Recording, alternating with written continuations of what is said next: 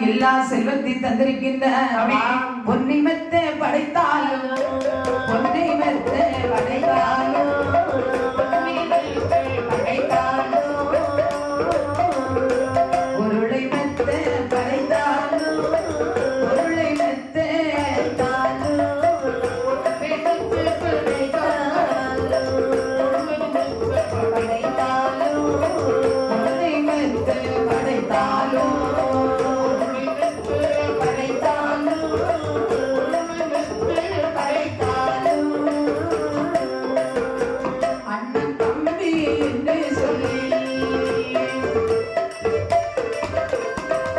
ஆயிரம் பேர்